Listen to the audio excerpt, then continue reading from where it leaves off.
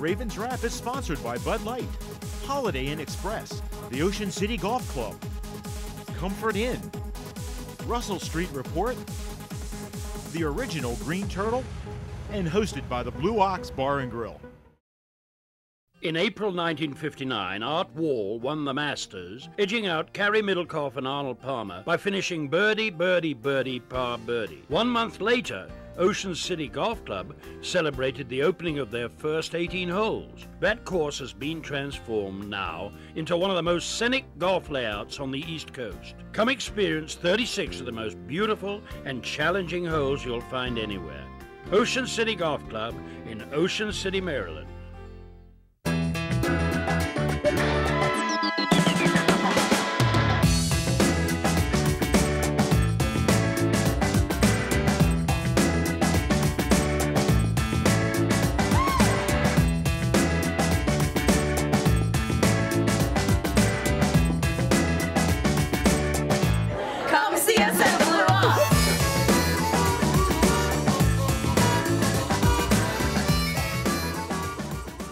And welcome back in a special playoff edition of the original Green Turtles Ravens Wrap Show on Comcast Beach TV and Delmarva's Rock Radio, home of the Ravens. 93.5 The Beach. The Ravens in Indianapolis, 1 o'clock, M&T Bank Stadium in the wild card playoff. And of course, Ravens and Redskins on Sunday. So some good action for the Baltimore D.C. corridor taking place. But kickoff at 1 o'clock on 93.5 The Beach. Pregame show going to be at 12:30. Our show airs on the radio at 11 o'clock. So make sure to set the alarm, be up and good to go. Of course, I know Ravens fans at the stadium, they'll be good to go much earlier than that. But fifth straight year again for the Ravens to the playoffs, and a win against Indianapolis would send us to Denver the following week. You guys got me all screwed up with making sure I don't mention Indianapolis' team name. Not so fair. I think the Bengals could do some damage. Do you? Okay. All right. No, they're a very attractive pick with Houston kind of limping into the playoffs at this point. And momentum's big. I mean, look at all the recent Super Bowl winners have had to play their way in, much like the Redskins and Seahawks have had to do. You get momentum going in, you carry it through, and it's just a football game. It's almost better not having to bye, I think. I mean, the Ravens, back the last time we played the Colts, had to bye, came back. Maybe the worst loss I've ever. That's when I was an insane fan. All right, that's like red contacts and black spiked hair, face paint type of deal, but not quite crazy anymore. But hopefully we avenge that and put this whole Colts thing to bed forever. Well, we want to get a breakdown of the Ravens in Indianapolis. We're going to get Billy Carter, a special guest from BJ's on the Water. We're going to get his breakdown of the Redskins and Seahawks. But guys, I want to ask you real quickly. Okay, fifth straight year to the playoffs. 2008, let's take a look at it. Rookie year for Joe Flacco. Rookie year for Ray Rice. John Harbaugh as coach. We're coming off a 5-11 season. Nobody in the world expected us to go to the AFC Championship game, in which we had a chance actually at winning that game if that idiot on special teams doesn't get the penalty. We had momentum. We were driving the ball down the field. But it didn't happen. We came up short. The next season, we're, 9-7. We lose to the Colts. I just said it, in the divisional round, or in the first round. We were outmanned. We didn't have the offense. You look at the divisional game against Pittsburgh. We should have won that game. We had 3 turnovers in the second half. But I felt confident in that game. I felt confident last year that those were teams that could go to the Super Bowl. The first 2 years, not really. I mean, we, especially that first year with a bunch of rookies. This year I take a look at the team, and I just don't know what to expect. I still think that if it's going to happen, the offense has to carry the day. And, Steve, we've talked about this. The offense has to help out the defense by keeping them off the field, keeping them fresh. The good news is they are coming back healthy. But I think whatever the defense can add is icing on the cake. I still think it's up to Joe Flacco in this offense. But I don't know what to think. I'm not as confident as the last 2 years, but I'm a little bit more confident than the first 2 years. How do you guys feel about it? I think the amazing thing about Flacco is all the pressure he's been under from the media. He wins playoff games. He wins them on the road. He definitely wins the first game. And if you look, 2 out of the 5 years, he's led us to the AFC Championship. So, for him, he definitely becomes an enigma when you look at the playoffs. But, all you have to do is win the next game. That's all he's got to do. How confident are you of this year compared to the other 4 years? This year, I'm very confident because I don't think anybody else is that amazing. If Denver's the amazing team, early in the year, they were not that amazing. Everybody says, oh, well, you can't go through Denver. I think we can. I think we can definitely make a run. tough, but they are due. They are due for a loss. They've been on a long run. But anyway, how confident are you compared to the last 4 years? Well, should I even ask that? I'm confident we'll beat the Colts. The Colts play well in Indianapolis. Some teams have a home field advantage. Indianapolis has a clear home field advantage. Seattle has a clear home field advantage. The Ravens have a significant home field advantage. So I think that if we were going to Indianapolis and they're hot, we're really, who knows what, that's the thing. Who knows what the Ravens are right now? Because we had to take a week off. Harbaugh got beat down by the boys, and Harbaugh couldn't be the parent in the room and say, you didn't deserve it. You didn't earn it. Go do your chores, whatever. He didn't do that. He tried to be one of the guys. And, hey, you like me, don't you? He tried to be like the friend parent. So, so who knows what the Ravens are going to be. I think they'll beat the Colts, but hey, Patriots are hot, and the Broncos are hot, and Denver's another team with a home field advantage, and New England is too. So who knows what happens next? Well, despite it all, 10-6, and you could argue if we didn't hold the guys out, we could have maybe won that, and we still almost won that game. Could be 11-5. So despite all that, it's pretty good. It's not about winning the game with a bunch of like a preseason game. And when I'm saying if we had played the starters, we would have won that. We could have won that. We could have won the game. So 11-5, 10. I mean, that's. It's just a matter. Despite it all, it's pretty darn good. It's just a matter of the mindset of going out and punching someone in the face.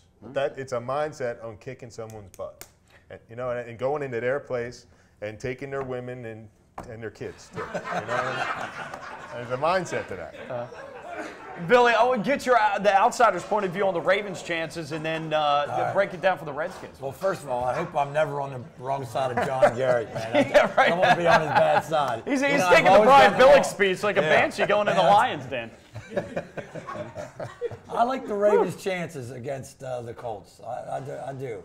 And before I came on the show the first time, I didn't realize how some of the weaknesses of the Ravens. I thought they were better than they were until I heard you guys really take them apart. You would have thought we're like a 5-11 team. You left here feeling good about this game. Yeah. I know. And they did win. Worked out. You rode that wave. Too. But I like the Ravens' chances, and I'm a little bit more worried about the Redskins against Seattle than I am about the Ravens and the Colts. I'm going to be rooting for the Colts or for the Ravens, obviously, this week because I'd love to see the Ravens-Redskins Super Bowl. I think everybody is on that same page, and it's we're on the same team here for both wins. But the Redskins, Seattle hasn't allowed 17 points. I think since the beginning of November, no one scored over 17 points against them. That's going to be tough for us to hold them down. If they can hold us. Although our secondary against Dallas really came up, I thought they would burn us with their Austin and Des Bryant, but we held them pretty good. That's the best they've played all year, our secondary. And it would really helps both defenses actually is having. I mean, Russell Wilson and RG3 are kind of similar, so they've practiced against a similar style. Yeah, so I think both. right. I don't think and RG3 being hurt, I think really hurts the Redskins. I mean, he's not 100%. You can tell when he runs. No, he's not. He doesn't have the explosiveness, but he's going to probably need to win the game with his arm, and I think it's one of the more compelling games. It's being at home is definitely. Yeah, that's going to help a lot. I feel much better playing at home. It's just really shocking to me being a lifelong Redskin fan, not only be in the playoffs this year, but to have a home field playoff game.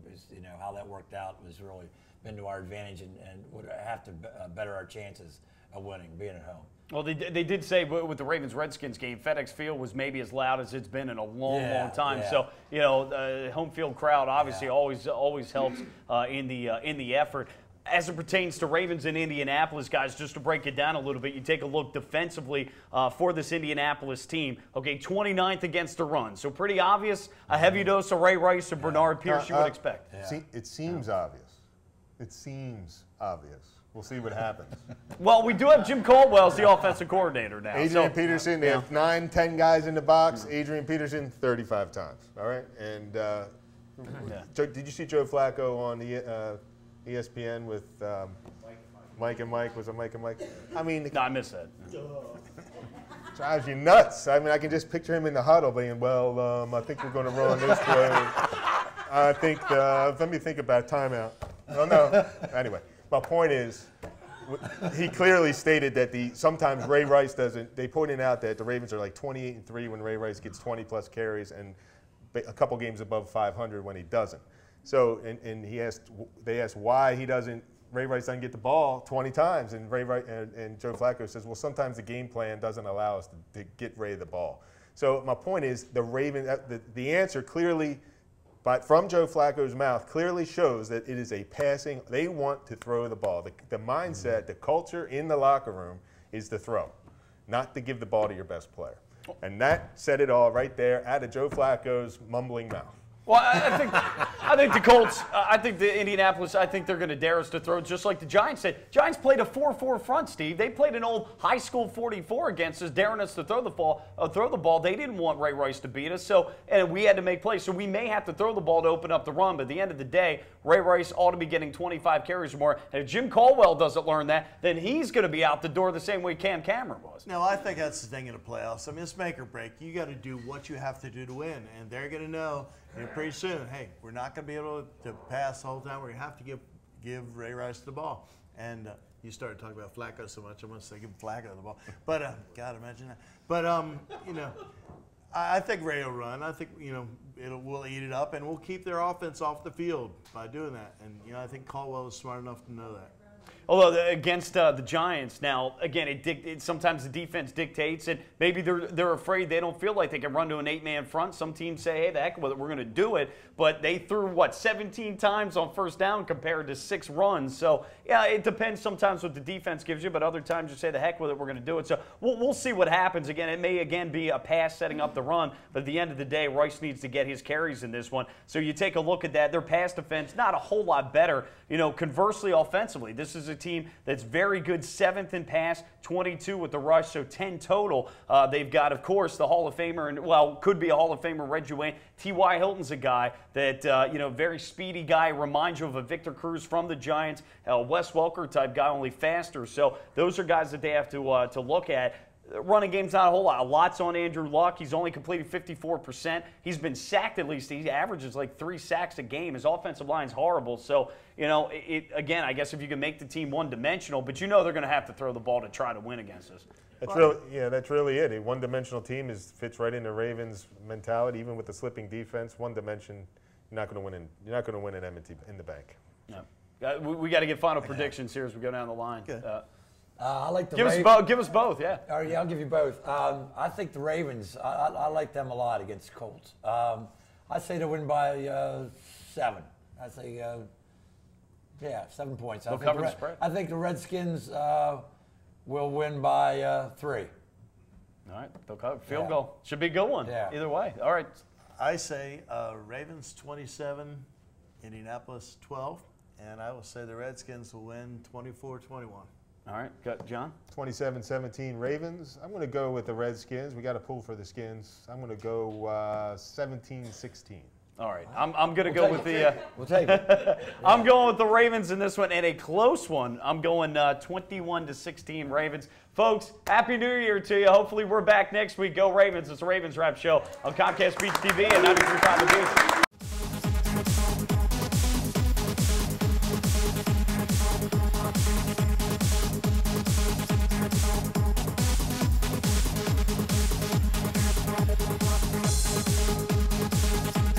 Ravens Wrap is sponsored by Bud Light, Holiday Inn Express, the Ocean City Golf Club, Comfort Inn, Russell Street Report, the original Green Turtle, and hosted by the Blue Ox Bar and Grill. Welcome to the Comfort Inn Gold Coast. Conveniently located just 1 block from the beach and adjacent to shopping at the Gold Coast Mall and the movie theater. Newly renovated and open year-round with a marvelous bayfront view. Visit us on the web at comfortgoldcoast.com and see our hot deals and great golf packages, or simply call our direct reservation line to plan your stay.